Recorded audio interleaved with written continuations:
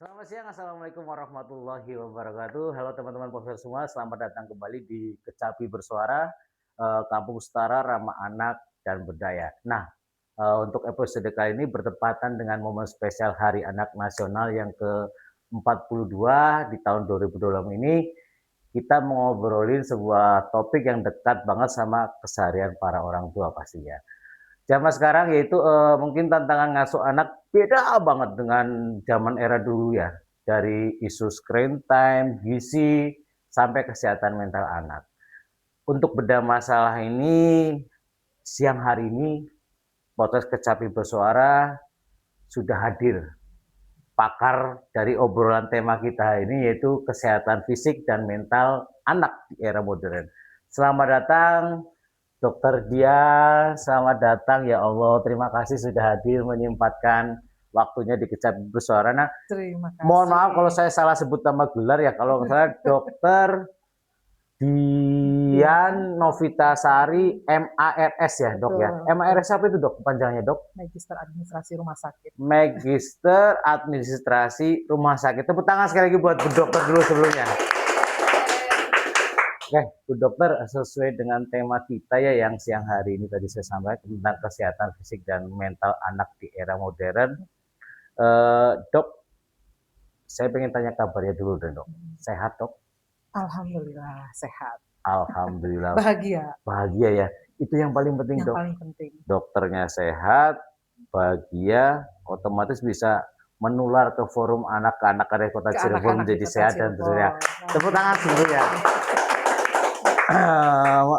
Kemudian dok, tentang kesehatan mental fisik anak di era modern ini dok. Ya. Tantangan yang sebenarnya sering terjadi untuk saat sekarang ini dok, Ya. boleh nggak dok kira-kira tantangan terbesar nih untuk anak era modern sekarang itu apa dok? Silakan dok. Ya. Baik, terima kasih sebelumnya karena kami dipercaya untuk bisa berbagi informasi barangkali begitu ya, sekaligus juga mungkin mensosialisasikan hal-hal yang sekiranya memang bisa kami bagikan kepada masyarakat di luar sana. Seperti tadi menyambung topik ya kali ini tentang kesehatan fisik dan mental pada anak. Terus terang ini kita semua sebenarnya sedang sama-sama apa ya sedih atau gimana ya gitu Dok, ya. jangan sedih dok. Iya, Saya karena nanti bisa ternyata nangis terharu dok di sini dok. kondisi anak-anak kita tidak sedang baik-baik Oh gitu ya saja. dok ya. Ya Iya, itu yang terjadi sekarang itu seperti itu. demikian yang terjadi. Jadi terkait dengan tadi mungkin kesehatan fisik ya, kita tahu bahwa PR negara ini juga Pekerjaan masih rumah harus kita ya. berhadapan dengan kasus kesehatan pada anak ya. Kesehatan fisik mungkin bisa dilihat dari stunting. Ya, kondisi stunting ini mungkin tidak langsung dirasakan hari ini dampaknya, gitu. Tapi karena stunting ini akan mempengaruhi begitu tingkat kecerdasan anak, begitu ya, sehingga kita khawatir kalau kondisi ini tidak kita intervensi dengan baik, maka masa depan negara ini, gitu Betul ya, betul dok betul. akan seperti apa? Karena kalau anak-anaknya mengalami gangguan, begitu ya, tumbuh kembang yang tidak optimal, maka harapan kita menjadikan mereka generasi penerus yang kuat menjadi sesuatu yang mengkhawatirkan gitu ya. Betul. Untuk yang mentalnya sendiri dok, Ya. itu bisa kita ceritakan ke kami itu gimana ceritanya dan apa sih biasanya yang terjadi untuk kesehatan anak itu sendiri? Ya, terkait dengan kesehatan mental anak dan remaja saat ini kita juga harus memberikan atensi ya, karena banyak ternyata anak-anak yang saat ini mengalami gangguan emosional, gangguan perilaku begitu, uh, yang paling mudah saja yang bisa kita dapatkan gambarannya yang biasanya terjadi pada anak-anak ini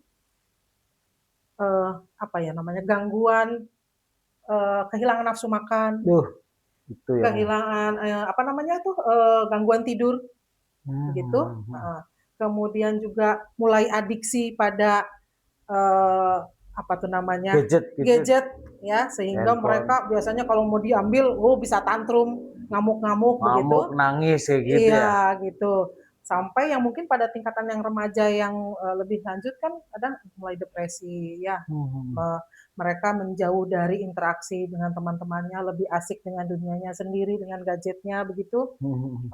Bahkan Tuh, apa namanya, depresifnya itu ada yang sudah mencoba untuk melakukan self harm, melukai diri itu sendiri. yang berbahaya Itu sekali ya dok juga ya. banyak terjadi menimpa remaja kita Oke, saat ini. mudah-mudahan untuk yang satu ini bisa kita cegah dari dini berarti ya dok ya, Iya, untuk harusnya apalagi sampai yang mencelakai diri diri anak itu sendiri. Iya, sendiri ya. iya, Mudah-mudahan seluruh anak kota di Cirebon terutama bisa lebih apa ya, lebih lebih diwaspadai ya, lebih kuat, lebih lebih kuat sehat mentalnya. mental dan fisiknya, terutama buat seluruh anak kota di Cirebon. Nah, ini dok, isu nomor satu ini ya dok, mumpung lagi ini kan mendekati Hari Anak Nasional ya dok Iya, ya, yang ke-26. iya, Untuk isu nomor satu di rumah pasti efek paling kelihatan dari gadget ke anak itu sih apa sebenarnya dok? Yang paling kentara, paling kelihatan efek dari gadget itu ke anak itu apa biasanya dok? iya. Yang sebenarnya dampaknya bisa kita kelompokkan ya. Ada yang Mhm. dampak secara kesehatan fisiknya. Mhm. Banyak kan mulai sekarang lihat bapak-bapak, ibu-ibu, mungkin anak-anak Kacamata ya, berkacamata iya dari iya. mulai usia yang muda. Betul, Zaman dulu zaman pakai dulu. kacamata tuh kalau sudah di usia di atas 50 ya. Betul betul, betul betul. Kalau sekarang Sekarang banyak sekali anak ya mungkin kecil, efek betul. radiasi dari Handphone itu, gadgetnya screen itu itu, ya, iya di betul mana betul. sel-sel matanya Mhm. itu belum matang ya pada anak-anak itu, sehingga akan lebih mudah rusak Ya. dengan paparan radiasi yang terus-menerus ya dengan Mhm. durasi yang lama begitu. Kemudian secara mental sekarang, kalau tadi fisik ya, dampak Mhm. fisik yang kelihatan pada berkacamata. Yang dampak yang mental sekarang ya itu tadi yang kecanduan itu, anak mudah terstimulasi marah Mudah begitu, emosi iya. gitu ya. Karena mereka main game yang apa tuh namanya, permainannya itu bersifat ya, menstimulasi Iya iya, kekerasan betul betul gitu. betul. Ada yang berantem-beranteman begitu kan. Iya iya iya. Berarti Iya, berarti untuk tontonan anak kecil juga memang harus benar-benar diperhatikan orang harus tua harus gitu ya. harus. Sebagai orang tua harus Karena tahu gini dok, bahayanya. ini udah menjadi rahasia umum Mhm, ya. Biasanya orang tua ataupun ibu lah ya yang biasa mhm. urusan dengan anak kan orang ibu kan. Ibu, Biar anaknya anteng nih, biar anaknya nggak betul. rewel, Iya, udah kasih handphone, thread, tontonan gitu kan. betul. Mungkin maksudnya itu bagus, dengan Mhm, kata lain anaknya anteng, anaknya nggak nangis, nggak rewel, terus ibunya bisa ngerjain apa. Tapi mhm. kemungkinan besar kalau itu dilakukan secara terus-menerus dan kontinu, berarti kan efeknya seperti yang tadi Bu Dokter Iya, sampaikan, begitu ya dok ya? betul betul. Dan Oh, malah kalau begini, saya lihat banyak fenomena, ibu pada saat menyuapi anaknya saja, nah, ya. betul. Anaknya dipasangkan, Eh, tontonan begitu, tontonan, biar biar tadi bilangnya idep gitu ya, iya, anteng, makan disuapin, sementara ibunya sambil scroll, ya, gitu. Nanti mulutnya kosong, tinggal mulai lagi. padahal momen menyuapi itu adalah harusnya menjadi jalan bonding antara ibu dan anak. Saling menatap mata, Chemistry lah ya. chemistry-nya dibangun saat menyuapi begitu. Harusnya. Nah, itu yang tampaknya tidak Belum disadari disadari banyak mungkin banyak ya nah oleh jadi ibu-ibu. mungkin ya buat ibu-ibu terutama ya yang nonton Kecapi Bersuara ini mumpung momennya dengan dokter dia ini ya ingat eh, jangan pernah sepelekan momen sekecil apapun Betul, bersama anak ya betul, walaupun betul. sekedar menyuapi anak itu Iya, itulah benar-benar tingkat bonding tingkat chemistry antara seorang ibu dan betul. anak dibangun jadi jangan cuma karena berharap anak idep Iya, anak mau makan udah kasih gadget ya gitu ya iya, padahal itulah momen yang paling penting seorang ibu dan anak ya. Terima betul. kasih sekali informasinya Bu Dia. Sebenarnya berarti kalau kalau melihat penjelasan Bu Dokter tadi ya sebenarnya itu ngeri juga ya untuk permasalahan gadget sendiri itu. Terus Iya, Dok, sebenarnya batas ideal mhm. screen time nih kalau Iya, bahasa gaul sekarang iya, ya iya, screen time itu berapa sih Dok? mhm. Biar orang tua ya kita kita bicara yang dikecapi dulu lah. Iya, iya. Tapi syukur-syukur kan ini ditonton seluruh Lebih kota luas ya? Cirebon dan Iya, dunia loh. Karena ini nanti punten kita iya, minta izin kita upload di YouTube Kecapi Bersuara, iya. Dok. idealnya seberapa sih dok biar orang tua itu kebiasaan ngasih handphone atau gadget itu biar pas anak rewel itu seberapa dok? Iya. Idealnya? Iya. Sebenarnya kalau berdasarkan apa ya jurnal-jurnal ilmiah begitu ya, itu screen time itu tidak dibolehkan untuk anak di bawah 2 tahun. Anak di bawah 2 Iya, tahun itu sebenarnya tidak tidak boleh diperbolehkan. ada Waduh dok, screen padahal banyak time. sekali Kecuali barangkali kakek neneknya mau video Oh call. iya iya Ya iya. bolehlah sebentar begitu.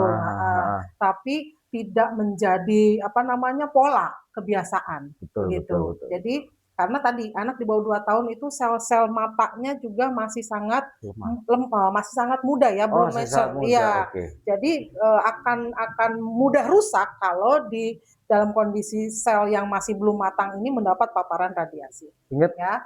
teman-teman itu semua yang Iya. disampaikan ini. Terus dok? Kemudian kalau di atas 2 tahun sampai dengan 5 tahun mungkin hanya dimungkinkan 1 jam.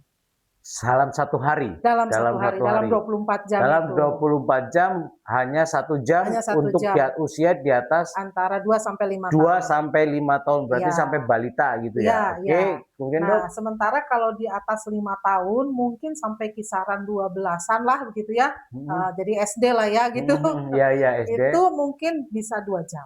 2 jam. Itu pun harus kita melihat isi kontennya ya. Apakah itu untuk belajar atau betul. hanya sekedar untuk bermain. Isi kontennya dan juga pastinya maksud kata mungkin 2 jam itu nggak langsung dihabisin Iya, 2 jam gitu iya. kan. Maksudnya dibagi biar terutama kan sempat organ istirahat mata dulu, nih ya. iya, Organ mata ini nggak terporsir cuma untuk gadget anak itu sendiri ya. Betul, betul. Oke dok, terima kasih dok. Iya. Kemudian dok, kalau anak-anak nih zaman sekarang ini punten termasuk anak saya sendiri nih dok, saya bicara anak sendiri lah. Iya. Kalau misalkan kita larang untuk main handphone atau lihat handphone kan agak sedikit susah dok dengan anak-anak sekarang. Kenapa dok. susahnya? Ya pasti itu tadi karena memang anak-anak sekarang itu udah pasti ke handphone terus marah atau apa gitu kan ya. Dok, kasih tips ke kita dok. Alternatifnya itu gimana dok? Iya. Biar anak itu ketika kita nyuruh sudah jangan main handphone aja. Gimana sih dok caranya itu? Alternatifnya dok? Ya, kalau menurut saya kita melihat pola asuh yang efektif untuk anak itu sebenarnya adalah mencontohkan. Mencontohkan. Jadi kalau orang tuanya melarang anak main gadget, sementara ayah ibunya main gadget, saya yakin itu tidak akan efektif. Jadi harus ada waktu yang disepakati bersama, kapan ibu bapaknya juga taruh HP-nya. Tepuk tangan teman-teman. jadi berarti tidak ketika kita mencontohkan tidak hanya dari kata-kata saja begitu ya dok ya. Anak jadi, itu peniru ulung. Anak itu peniru ulung. Ya, Oke. Dia adalah the great imitator ya. Jadi kalau ayah ibunya main HP gitu, maka yang dia pada saat dilarang kenapa bapak ibu boleh? Aduh, itu yang susah itu dok. Itu pertanyaan yang sulit untuk dijawabkan. Itu jadi bumerang buat kita orang tua dok. Sama dengan, maaf nih, sama dengan kalau seorang ayah melarang anaknya yang laki-laki, misalnya usia SD lah. Oke. Mau ngerokok. Ada, kita lagi kena dok. Oke. Berarti itu berlaku juga pastinya gitu ya. Harus dibuat kesepakatan di dalam keluarga. Yuk, kapan kita harus sama-sama lepas HP semuanya dan melakukan interaksi secara langsung. Siap. Gantinya barangkali ibunya bacain buku, ya sama ayahnya mungkin diajak entah main sepeda, entah apa. Jadi aktivitas fisik yang membuat dia jadi teralihkan fokusnya dari keinginan dia untuk main handphone. Oke dok, terima kasih tepuk tangan teman-teman. Jadi buat para penonton Kecapi Bersuara tadi sudah dicontohkan ya, sudah dikasih tahu juga saran gimana alternatif biar anak itu nggak terlalu tercandu dengan gadget. Itu tadi ketika kita melarang itu tidak hanya dengan sebuah kata-kata, buktikan dengan contoh. Semisalkan tadi kita bikin kesepakatan di rumah, kapan benar-benar meletakkan handphone semua dan dialihkan dengan semua kegiatan yang lain, betul ya? Bersama-sama. Luar biasa. Mudah-mudahan ini semua bisa diterapkan semua keluarga yang ada. Jadi dari dini pun kita sudah bisa mengontrol anak-anak kita itu dari handphone itu sendiri ya. Betul. Oke dok, tadi tentang handphone nih, tentang gadget. Mumpung masih kita bicara tentang Hari Anak nih dok. Sekarang kita beralih ke stunting dan gizi dok. Untuk stunting gizi itu mengedukasi bahwa stunting itu investasi masa depan pastinya ya. Banyak yang salah paham nih dok. Dikira stunting itu cuma masalah tubuh pendek ataupun yang paling kritis adalah perkembangan otak anak dok. Biar gampang dipahami para orang tua dok, pola makan ideal untuk cegah masalah gizi seperti ini tuh sebenarnya ada tipsnya nggak dok untuk mencegah itu semua? Iya, untuk hal yang terkait dengan stunting, bagaimana kita melakukan mungkin intervensi ya, penanganannya gitu, sebenarnya mudah. Hanya dengan memberikan tambahan asupan protein hewani. Ya, kepada anak, karena itu akan menstimulasi pembentukan sel-sel otak ya. Berarti ya itu yang telur, tentang ayam, ikan gitu jadi ya, hewan tidak harus itu yang ya? mahal daging. Telur saja itu sudah cukup baik untuk bisa melakukan intervensi gizi. Jadi ingat, kalau kita bicara protein, terutama protein hewan itu jangan terlalu beralih ke daging gitu ya, karena daging kan memang mahal dok. Betul, Ya kan? betul. Jadi dengan telur, terus ikan, itu juga udah cukup, itu udah masuk ke protein hewaninya dapat ya dok ya? Betul. Yang miris adalah kalau sampai anaknya stunting karena tidak bisa memberikan asupan protein yang optimal pada anak, tapi bapaknya merokok. Aduh, oke. Padahal 1 bungkus rokok mungkin bisa setara dengan 1 kilo telur. Oke. Jadi ini menjadi renungan semua ya. Saya tersindir dok. Saya tersindir. Mungkin teman-teman yang di sini juga tersindir semua ini. Hei, tepuk tangan nih. Yang tersindir mbak. Buat yang di luar sana pun inget ini. Pesan-pesan berdokter. Ya dok, bisa lanjut dok. Jadi alangkah miris begitu ya kalau sampai anak-anak kita dalam kondisi stunting, tidak mendapatkan asupan gizi tapi yang bapaknya baik, bisa bapaknya merokok. bisa beli sebungkus rokok. Ya Allah, begitu. Betul. Jadi butuh kesadaran kita semua lah, termasuk orang tua. Begitu. Nah, stunting juga tidak hanya masalah intake ya, masalah untuk mencegah terjadinya infeksi sehingga mengganggu tumbuh kembangnya dia gitu kan. Jangan sampai anak ini dari usia kecil, misalnya dari usia dini sudah kena infeksi di saluran pernafasan gitu ya, ada TBC gitu ya. Nah, itu juga akan mengganggu tumbuh kembang anak begitu. Kemudian juga diare barangkali gitu. Nah, hal-hal yang sifatnya bagaimana kita meningkatkan kualitas lingkungan kita di mana anak itu tumbuh dan sedang berkembang begitu, itu yang harus kita pastikan semuanya dalam kondisi yang baik. Betul. Kemudian stimulasi otak. Stimulasi otak. Ya, jadi tumbuh dan berkembang itu suatu hal yang berbeda. Kalau tumbuh itu terkait dengan volume ya, masa tubuh meninggi, membesar begitu. Sementara kalau berkembang itu adalah kemampuan kognitif. Ya, motorik, dari mulai anak diajarkan motorik halus, motorik kasar begitu kan ya. Nah, itu adalah untuk menstimulasi perkembangannya begitu. Jadi jangan sampai misalnya anak di usia tertentu ternyata masih belum bisa begitu ya, melakukan sesuatu yang seharusnya bisa dilakukan. Udah bisa dilakukan. Ya, misalnya ternyata dia belum bisa berjalan atau mungkin bicara masih itu gitu ya. Delayed speaking delayed gitu ya. Nah, itu juga menjadi sesuatu yang harus menjadi atensi gitu, supaya memastikan anak-anak ini ya tidak tidak terjebak dalam masalah dalam pertumbuhan dan perkembangan. Luar biasa penjelasannya, Bu Dokter. Dok, ini kita mungkin lari sekarang ke kesehatan mental anak, tapi juga peran orang tuanya juga, Dok. Ya. Dok, satu hal lagi yang mungkin sering kita lewatin, Dok ya, tentang kesehatan mental anak. Banyak orang tua merasa kecil itu belum punya beban emosi, Dok. Jadi, anak kecil sih masih belum ngerti, Iya. durung weruh, Iya. durung ngerti. Dok, ini Mhm. sebenarnya benar nggak sih, Dok, kalau anak kecil itu masih belum punya beban emosi?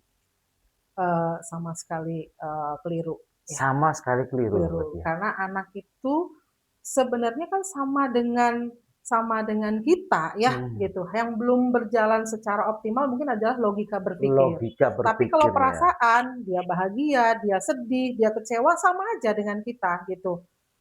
Tugas kita adalah bagaimana mengajarkan dia memvalidasi perkembangan emosinya, gitu. Hmm, Jadi kalau ibu-ibu misalkan melihat anak-anak tantrum, anak marah gitu ya, iya, marah itu, ngambek ngamuk gitu ya? biasanya yang biasa banyak dilakukan kan adalah memberikan punishment.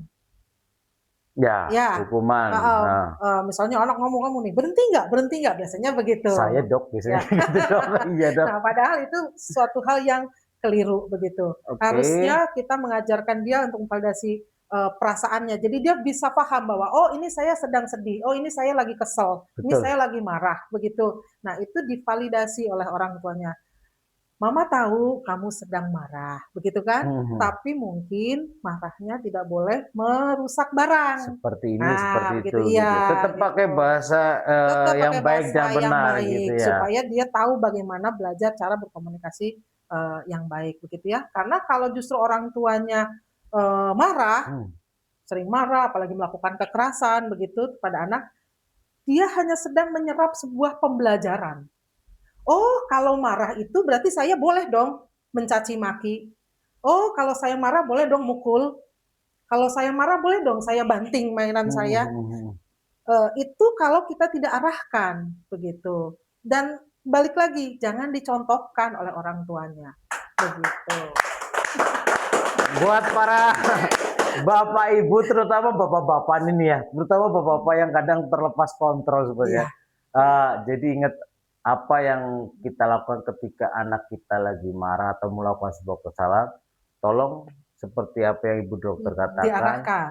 tetap dikontrol dan diarahkan yang benar, tidak melakukan Hmm, sesuatu hal yang buruk, iya, karena itu juga nanti justru akan ditiru oleh anak itu sendiri. Betul ya Dok, betul, seperti itu ya? betul. Oke, Dok, eh, berarti apa ya, kita mendapat pelajaran banyak nih dari obrolan kita siang hari ini ya. Alhamdulillah. Terutama saya kan masih anak-anak saya masih kecil Dok. Hmm, Yang paling besar itu kelas 6 SD, hmm, yang kedua itu masih usia 2 tahun Dok. Jadi saya banyak menyerap ilmu dari obrolan kita dan mudah-mudahan apa yang tadi kita obrolin ya Dok ya bisa nanti juga menular informasi ini ke semua yang ada di Kecapi Bersuara, dan saya yakin apa yang dokter sampaikan ini adalah sesuatu ilmu yang bermanfaat buat kita semua.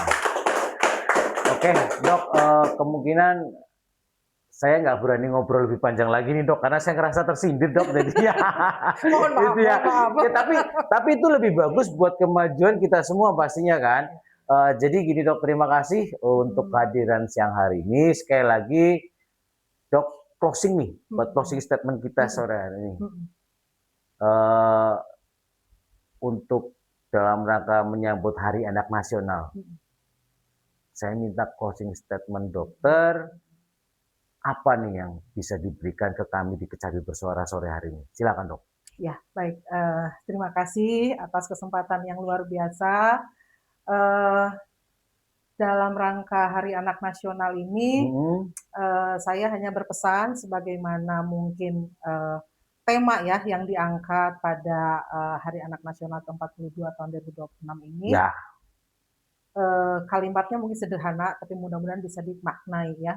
Jadi temanya kan adalah sayangi, sayangi, ya, lindungi anak lindungi anak, untuk mempersiapkan masa depan yang gemilang. sayangi, Begitu. lindungi anak untuk persiapkan masa depan anak yang gemilang.